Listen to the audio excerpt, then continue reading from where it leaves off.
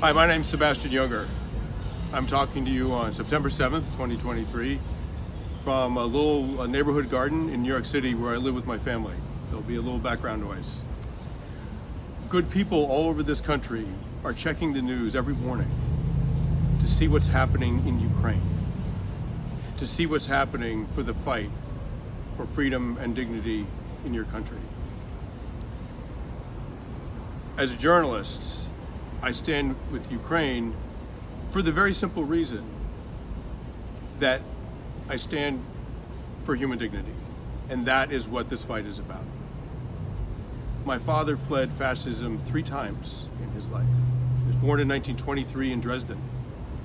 10 years later, he and his family fled when the Nazis began their rise to power. They went to Madrid.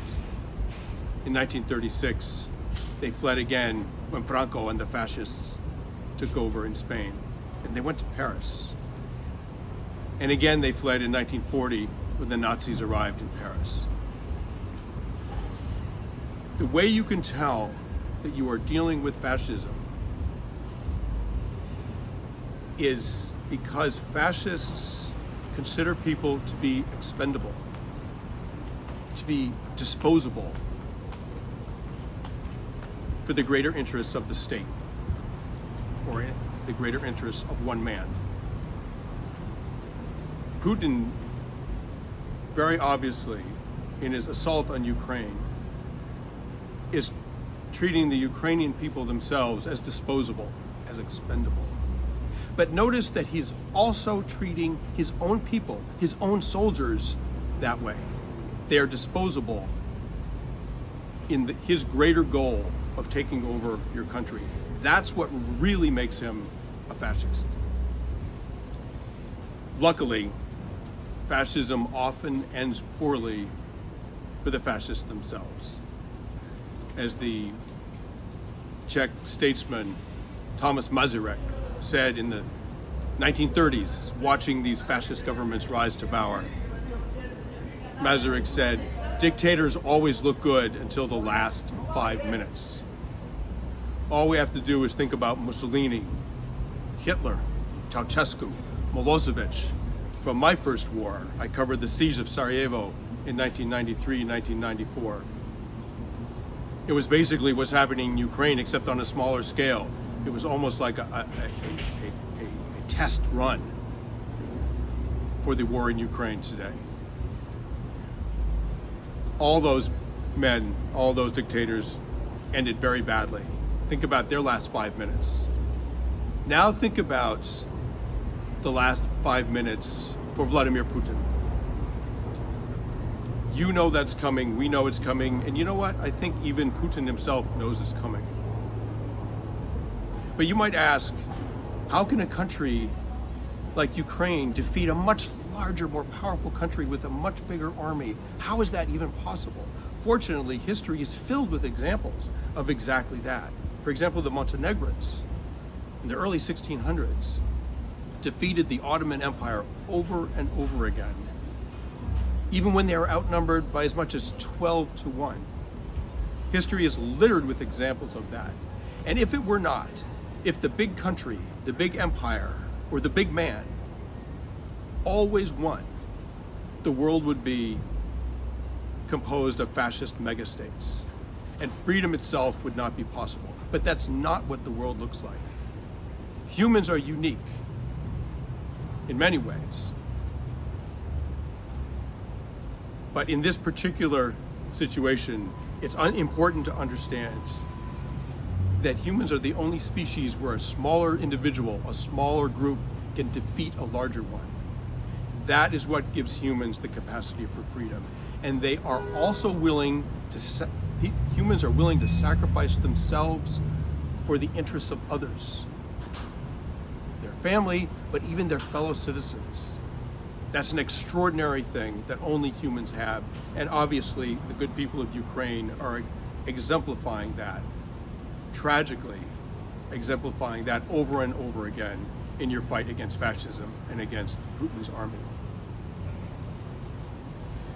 I've made a study of smaller groups, underdog groups, who defeated a greater power. all throughout history, including the labor movement in my own country 100 years ago. And they have three things in common. They have a transcendent cause. Invariably, it's about the freedom and dignity of their own people. They have leaders who are willing to sacrifice their lives for the cause. They are willing to die for the good of their people, of their country, of their movement.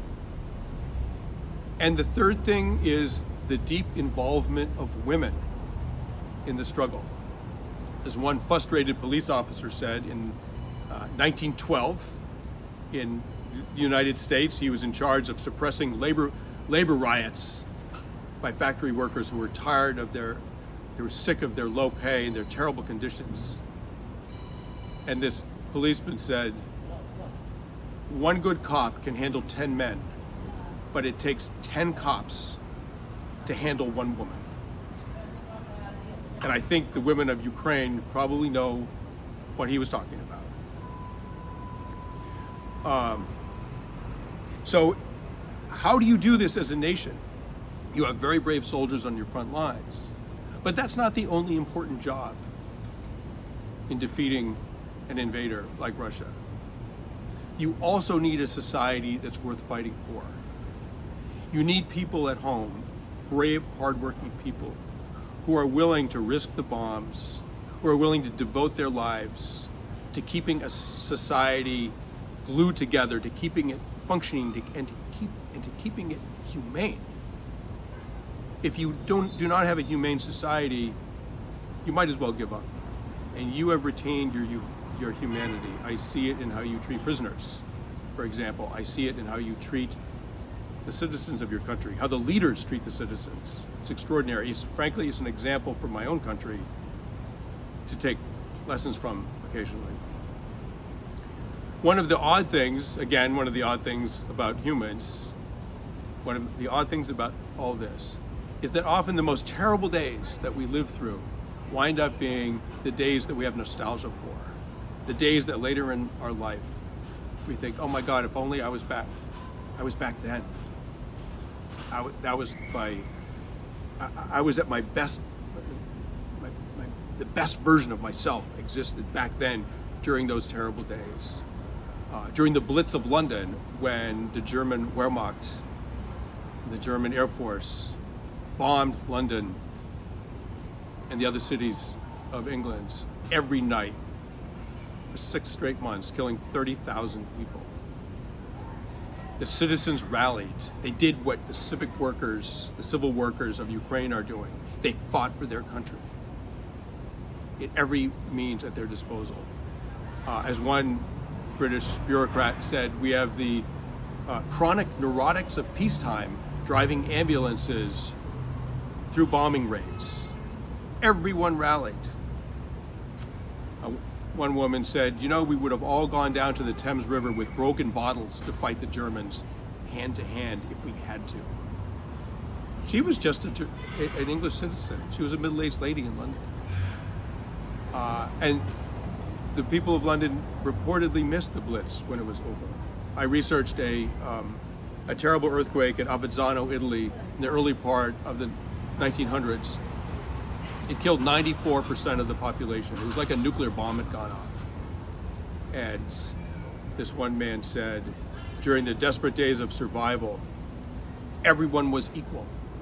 Rich, poor, criminal, doesn't matter. Everyone was equal. He said that the earthquake had brought about what the law promises but cannot in fact deliver, which is the equality of all men. That is what you have now. When you're victorious, and you know you will be, the whole world knows you will be, it's the only outcome that anyone can bear to contemplate. So it will happen. When you are victorious, you may look back and think, thank God that's over. But we did what we had to do, and those might turn out to be the best years of our lives. Good luck in your fight. We are following you, your every move, and one day we will see you in the peaceful streets of your cities. It was an honor to address you today. Thank you very much.